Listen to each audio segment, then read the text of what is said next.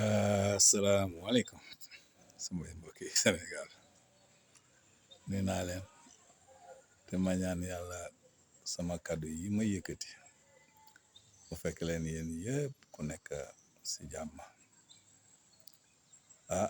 wax naa leen déwénati balaa maa fàtte baal leen ma ak man de baal naa leen yàlla nañu fekkee ay at yu bëri te ñu nekk si jàmm.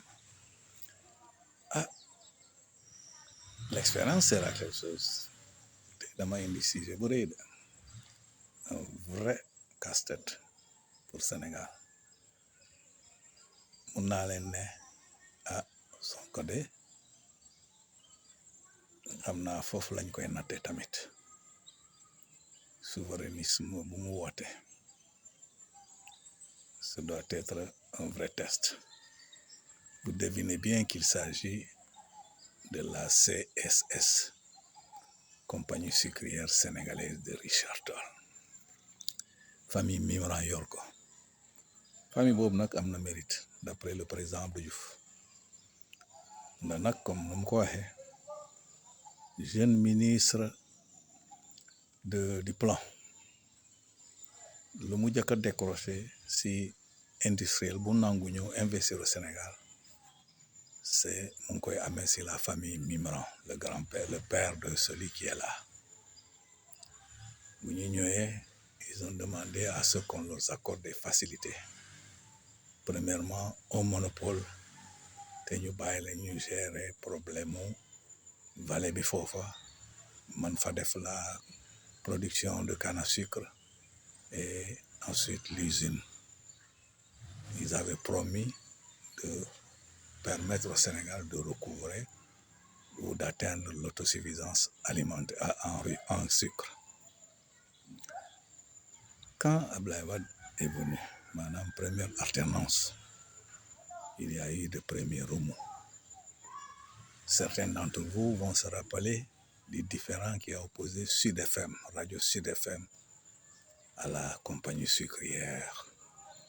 Demoon nañu ba agité à l'époque de feu Djibo Leyti Ka une fermeture des ondes du Sud FM.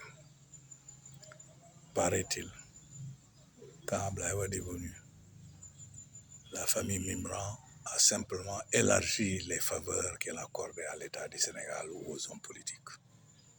On a parlé de 7 milliards, 5 milliards à l'époque du PS, 7 milliards avec Abdoulaye Wade. Même M. Lani Savané connaît très bien ce problème et se serait mouillé. Le problème est simple.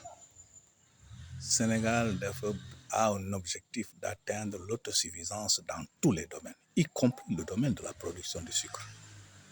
Il va donc falloir pour Sonko et Diomaye qu'ils s'attaquent à ce monstre-là, où la compagnie sucrière fasse ce qu'elle a promis, c'est-à-dire permettre au Sénégal d'avoir très rapidement, d'atteindre l'autosuffisance en production de riz, en mettant en place une autre usine où elle laisse la place à d'autres investisseurs pour que ñu mën a concurremment ak ñoom ñu mën ñu créer les conditions pour le Sénégal d'obtenir l'autosuffisance en sucre. Seet ngeen ni bu Sénégalais booy wàññi dara sucre bi fokk mu bokk si. Le sucre grève énormément lourdement la bourse des Sénégalais. Si le dumping de la Gambie opère encore au Sénégal, c'est parce qu'il y a ce cas de la compagnie sucrière. J'appelle et je mets subtilement la pression sur mon frère Sonko et au besoin sur le président Diomaye et l'ensemble du gouvernement pour que ñu téye les cornes du bœuf ñu song ko. Merci bien et à la prochaine. Na ngeen abonné bu leen fàtte. Cela nous permet de mieux faire. Jërëjëf.